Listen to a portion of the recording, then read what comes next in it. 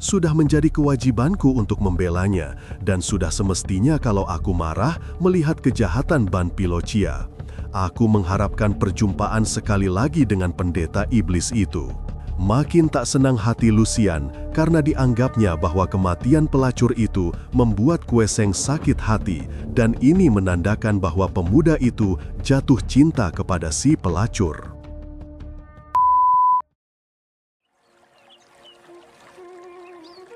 Assalamualaikum Baraya PCD, selamat datang di channel Perpus Cerita Dongeng. Pada video kali ini adalah lanjutan dari cerita kisah pendekar suling emas, episode yang ke-13. Jangan lupa subscribe dan menyalakan lonceng notifikasi agar tidak ketinggalan cerita seru lainnya. Langsung saja kita simak ceritanya.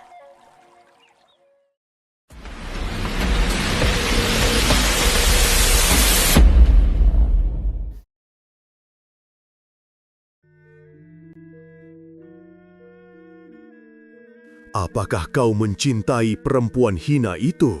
Tiba-tiba ia bertanya, matanya memandang tajam. Kue Seng juga memandang dan melihat sinar mata bening tajam itu, bertambah kagumlah hatinya. "Tidak, aku hanya kasihan kepadanya," jawab Kue Seng. Suaranya jelas menyatakan isi hatinya. Akan tetapi, agaknya Liu Lucian belum puas. Gadis ini mengerutkan keningnya dan mendesak lagi. "Pernahkah kau jatuh cinta? Adakah seorang wanita yang kau cinta di dunia ini?" Bertemu dengan pandang mata tajam bening penuh selidik itu, muka Kue Seng menjadi makin merah. Sebelum menjawab, ia menggigit bibir menekan perasaan, kemudian katanya, "Selama ini aku tidak pernah jatuh cinta. Hanya setelah bertemu dengan engkau, Xian Moi. Entahlah. Agaknya kalau ini yang dinamakan cinta, berarti aku jatuh cinta kepadamu." Mendengar kata-kata ini, Lucian hanya tertawa senang sekali. Kemudian ia bangkit dari tempat duduknya dan berkata, "Kue Koko, mari kita melanjutkan perjalanan." "Apa? Hampir tengah malam begini?" Akan tetapi, Lucian sudah melangkah ke kamarnya dan tak lama kemudian ia keluar lagi membawa buntalan pakaian dan memanggil pelayan dengan suara nyaring. Ketika pelayan berlari-lari datang, ia cepat memerintahkan pelayan untuk menuntun 2 ekor kuda mereka dan menyiapkannya di depan rumah penginapan. "Mengapa tidak, Koko? Apa salahnya melakukan perjalanan malam? Setelah keributan tadi, aku tidak senang di sini, ingin lekas-lekas pergi saja." "Aku ingin berada di tempat bebas dan udara terbuka untuk mendinginkan kepala agar dapat aku enak memikirkan." "Memikirkan sesuatu saja harus pergi tengah malam di tempat terbuka?" Kue Seng mengomel karena sesungguhnya ingin ia mengasuh. "Memikirkan apa saja sih?" Liu Lucian tersenyum manis. "Memikirkan pernyataan cintamu tadi itu." Kue Seng melongo dan pipinya menjadi merah. Akan tetapi cepat-cepat ia pun mengambil pakaian dan keduanya lalu keluar dari rumah penginapan, melompat ke atas kuda dan meninggalkan pelayan-pelayan yang memandang dengan mata terbelalak, terheran-heran menyaksikan 2 orang muda yang lihai dan royal itu, yang meninggalkan hadiah tidak sedikit di tangan mereka sebelum pergi. Begitu keluar dari kota, Lucian membalapkan kudanya. Kue Seng terpaksa mengikutinya dengan perasaan heran. Alangkah anehnya gadis ini, pikirnya, dan hatinya berdebar kalau ia teringat betapa tadi ia telah mengucapkan pengakuan cintanya kepada Lucian.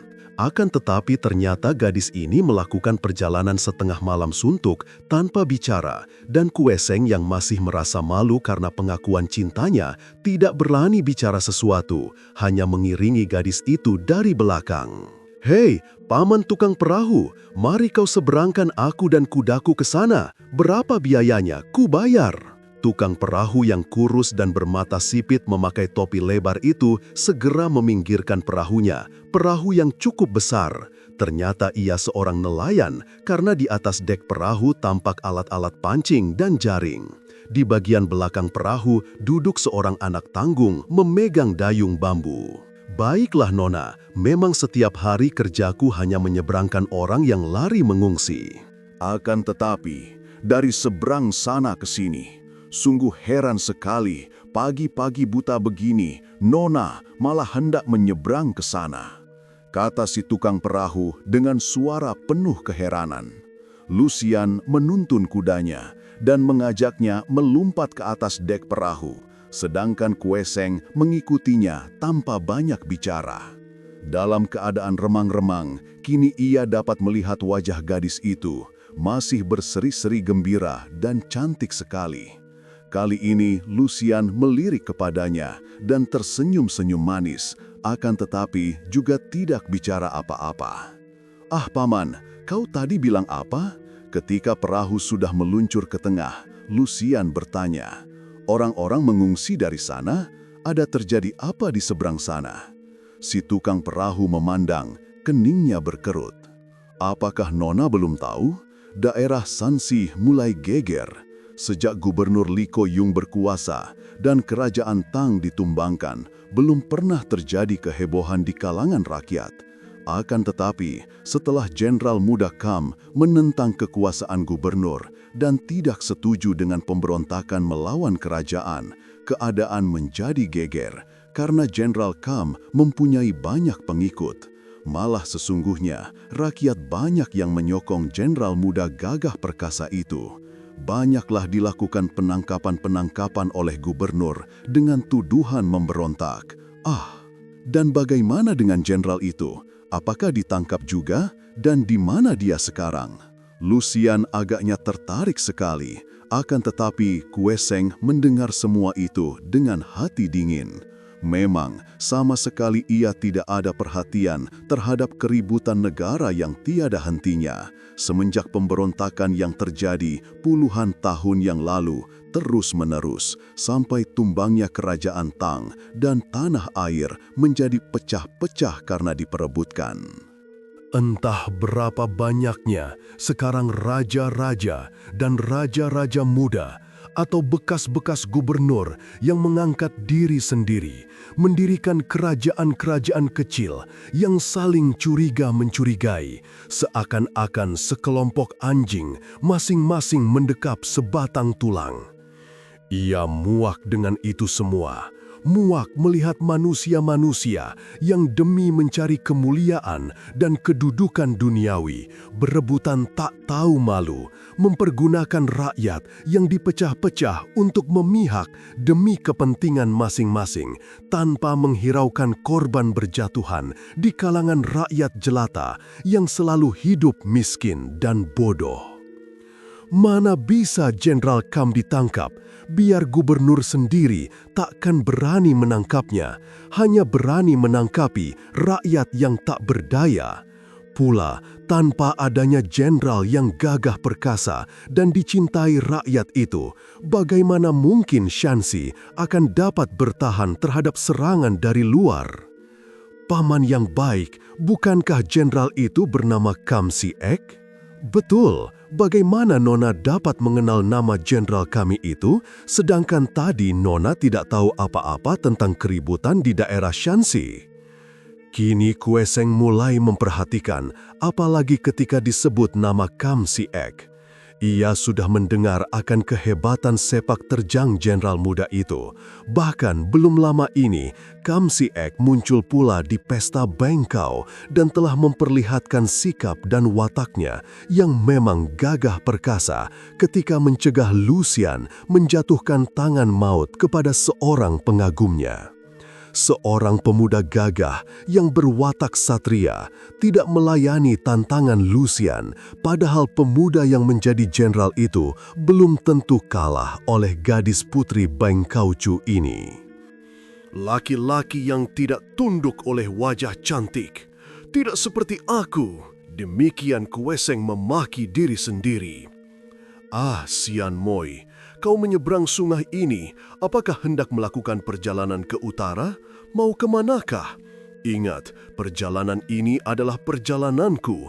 Kau hanya ikut denganku, kata Kueseng. setelah tukang perahu itu pergi ke kepala perahu untuk membantu penyeberangan karena air mulai agak deras alirannya dan tidak amanlah kalau hanya mengandalkan tenaga pembantunya yang masih anak-anak. Dengan kerling tajam, Lucian mencibirkan bibirnya yang merah. Jantung Kueseng serasa ditarik-tarik. Manisnya gadis ini kalau begitu. Kue Koko, seorang suami, boleh mempunyai kehendak sendiri. Ada kalanya harus menghormati dan menuruti keinginan si istri. Tunangan pun bukan. Bagaimana aku harus selalu menuruti kehendakmu? Kau bukan suamiku, bukan tunanganku, juga bukan atau belum menjadi guruku, karena kau belum menurunkan apa-apa seperti yang telah kau janjikan kepada ayah. Aku ingin ke utara. Kalau kau hendak mengambil jalan lain tanpa menurunkan kepandaian kepadaku, yang berarti kau melanggar janji, terserah. Kueseng mengeluh di dalam hatinya. Terlalu sekali gadis ini menggodanya. Ia tertawa dengan sabar. Adik yang baik, kata-katamu seperti ujung pisau tajamnya. Aku sih tidak mempunyai tujuan tertentu, kemanapun boleh. Akan tetapi, kalau di utara terjadi keributan perang, mengapa kau hendak ke sana? Lucian tertawa, dan giginya yang putih berkilau terkena matahari pagi yang mulai muncul dan sinarnya menembus celah-celah daun pohon. Justru karena ada perang, aku ingin ke sana. Aku hendak menonton keramaian. Kue Koko, ada tontonan bagus. Mengapa kita lewatkan begitu saja? Pula melakukan perjalanan bersamaku, biarpun menempuh bahaya, bukankah amat menyenangkan bagimu? Gadis itu mengerling, manis sekali, dan Kueseng menahan napasnya.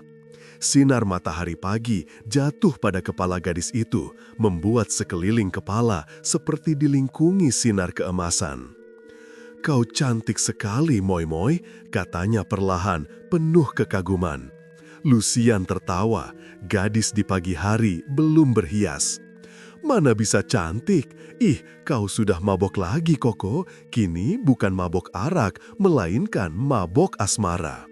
Lucian tertawa-tawa menggoda, lalu berjongkok di pinggir perahu, tangannya menyambar air yang jernih, dan mulailah ia mencuci mukanya. Digosok-gosoknya sehingga seluruh kulit mukanya menjadi kemerahan dan segar laksana bunga mawar merah tersiram embun pagi. Digoda secara terang-terangan seperti itu, Kueseng menjadi lemas dan selanjutnya ia tidak mau banyak bicara lagi karena setiap godaan gadis itu merupakan tusukan di hatinya. Mengapa ia tiba-tiba menjadi begini lemah? Mengapa ia tidak pergi saja tinggalkan gadis ini? Kemana perginya keangkuhannya yang selama ini ia banggakan? Ah, ia masih mengharap, ia masih menanti. Lucian telah mendengar pengakuan cintanya dan gadis ini sukar sekali diraba isi hatinya. Kadang-kadang begitu mesra, seakan-akan gadis itu pun mencintainya, sungguh pun ingin memperlihatkan kebalikannya. Akan tetapi, mengapa kadang-kadang begitu kejam menyerangnya dengan kata-kata sindiran? Setelah menyeberang, kembali Lucian membalapkan kudanya. Kueseng mengikuti dari belakang dan sebentar saja mereka sudah memasuki sebuah hutan. Benar saja, seperti yang dikatakan tukang perahu, setelah agak siang, tampaklah berbondong-bondong orang mengungsi ke selatan. Karena jalan mulai ramai dengan rombongan pengungsi, Lucian dan Kueseng mengambil jalan hutan yang kecil akan tetapi sunyi. Mengapa mengungsi saja harus beramai-ramai seperti itu, memenuhi jalan saja? Lucian mengomel karena jalan hutan yang dilalui sempit dan seringkali pohon-pohon kecil berduri mengganggunya. Rakyat sudah terlalu banyak mengalami tindasan dan kekerasan Sian Moi. Mereka tahu bahwa mengungsi pun tidak terlepas dari intaian bahaya gangguan orang jahat atau binatang buas, maka mereka merasa lebih aman untuk melakukan pengungsian beramai-ramai. Pada perang sekacau ini, biasanya orang-orang jahat suka mempergunakan kesempatan merampok. Hah, kau benar, Koko, dan agaknya kita yang akan menjadi korban. Kau dengar itu? Kueseng mengangguk. Derap kaki banyak kuda dari belakang, akan tetapi belum tentu perampok-perampok yang mengejar kita, Moi-moi. Mereka berdua berhenti dan menoleh ke belakang. Tak lama kemudian, derap kaki kuda berbunyi lebih jelas dan muncullah 3 orang penunggang kuda yang membalapkan kuda mereka cepat sekali. 3 ekor kuda tunggangan mereka itu besar-besar dan ternyata merupakan kuda pilihan, malah lebih besar dan baik daripada kuda tunggangan Kueseng dan Lucian. Sedangkan 3 orang penunggangnya adalah wanita-wanita muda yang cantik-cantik dan berpakaian mewah akan tetapi ringkas. Pedang berukir indah bergantung di punggung mereka. Tangan kiri memegang kendali kuda, tangan kanan memegang cambuk. Melihat kesigapan mereka menunggang kuda, mudah diduga mereka itu adalah wanita-wanita yang pandai ilmu silat, apalagi pedang mereka membayangkan pedang pusaka yang baik. Yang terdepan paling tua usianya, antara 25 tahun, pakaiannya serba merah.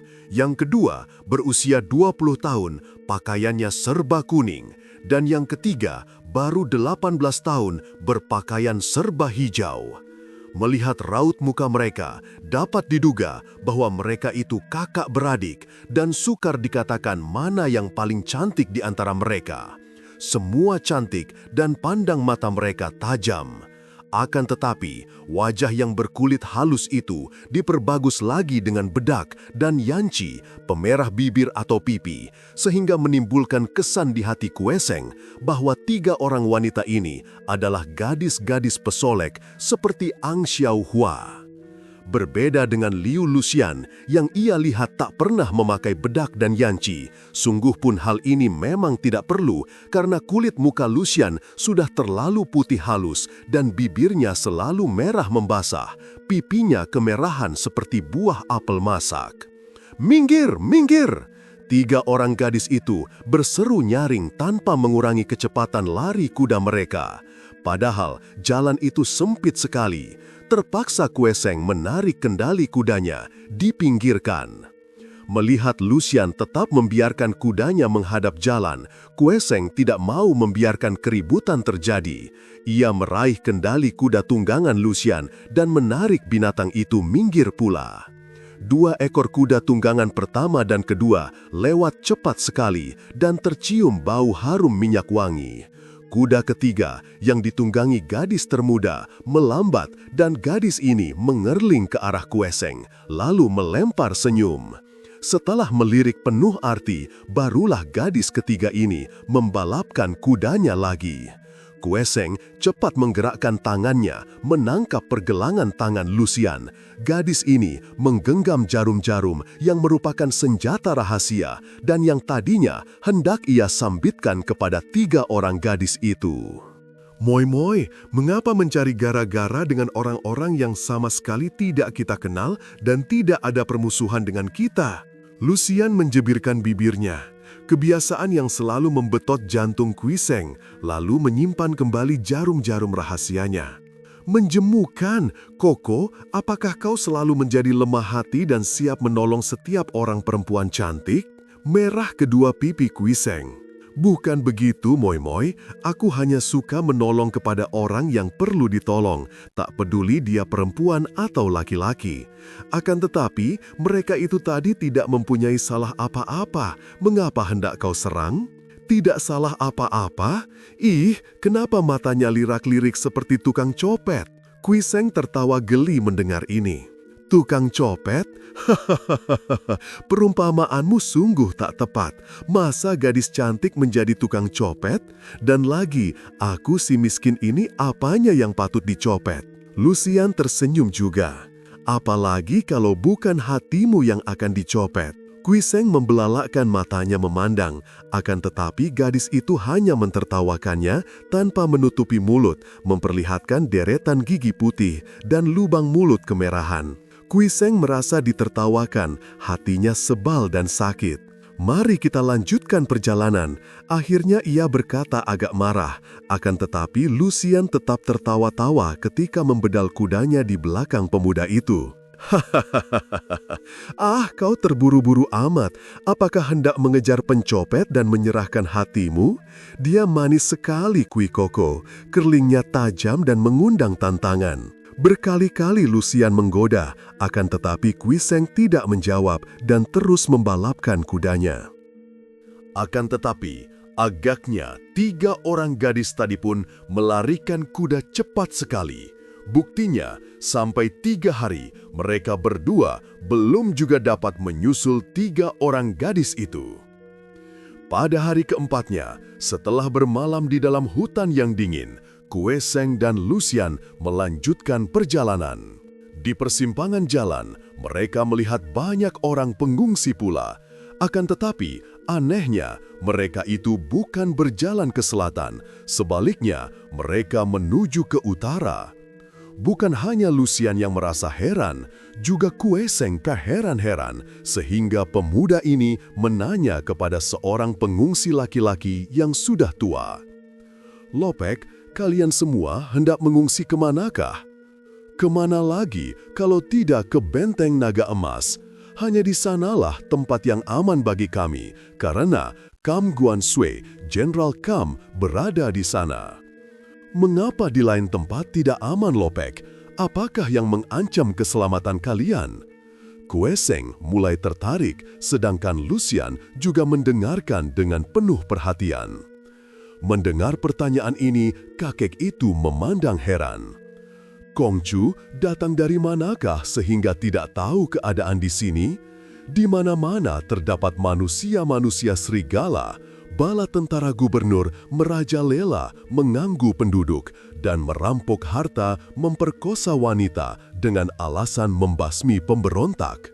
Semua orang takut menentang Gubernur Li. Hanya Kam Guan Sui seorang yang berani melindungi kami.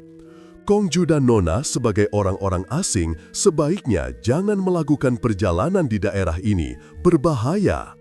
Setelah berkata demikian, kakek itu melanjutkan perjalanan bersama rombongan pengungsi yang terdiri dari 30 orang lebih itu.